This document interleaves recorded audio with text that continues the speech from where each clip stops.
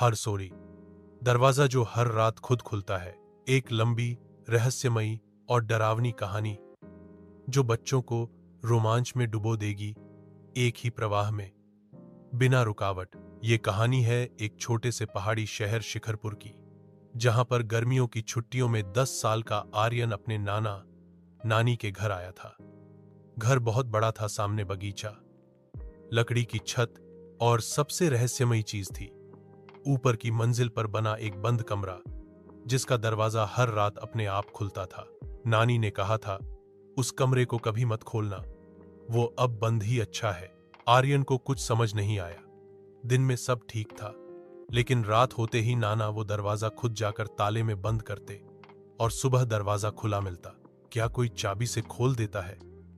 नहीं बेटा, वो दरवाजा अपने आप खुलता है, नाना धीरे से बोले। क्यों? क्योंकि वो किसी का इंतजार कर रहा है। आर्यन को रात में अजीब आवाजें आने लगीं, जैसे कोई चल रहा हो, कभी दरवाजे पर खरोंच, कभी धीमी सी दस्तक। एक रात उसने दरवाजे के पास जाकर कान लगाया। अंदर से धीरे धीरे किसी के चलने की आवाज आ रही थी, लेकिन कमरे में बिजली नहीं थी और खिड़की भी नहीं। अगली सुबह उसने खिड़की से झांका, कमरा बिल्कुल खाली था, बस एक पुराना झूला पड़ा था जो हवा में हिल रहा था। आर्यन को अब ये जानने की जिद हो गई कि उस कमरे की सच्चाई क्या है। एक रात उसने कमरे के बाहर कैमरा लगाया। वीडियो में कुछ नहीं दिखा, बस दरवाजा 2:17 AM पर खुद खुला, बिना किसी के छुए, और उसके बाद झूले की आवाज, चूं चूं चूं। अगली सुबह नानी ने उसकी डायरी में कुछ देखा। आर्यन, तुम उस कमरे के बारे में लिख रहे हो? हाँ नानी, मुझे सच जानना है।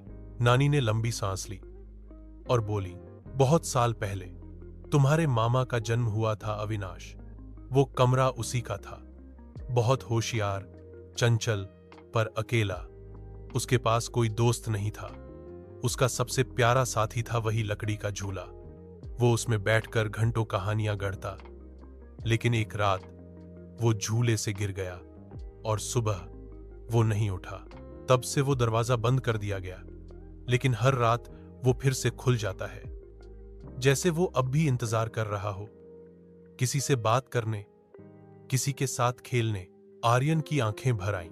उसी रात वो दरवाजा जब अपने आप खुला, आर्यन अंदर गया।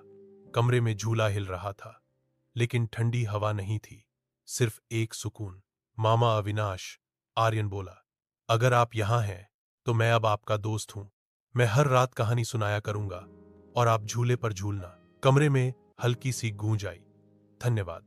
और फिर उस दिन के बाद दरवाजा कभी अपने आप नहीं खुला।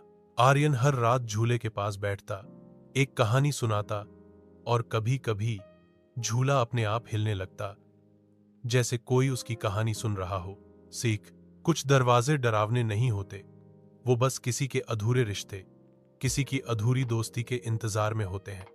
अगर हम डर की जगह समझ और अपनापन दें, तो भूत भी दोस्त बन जाते हैं।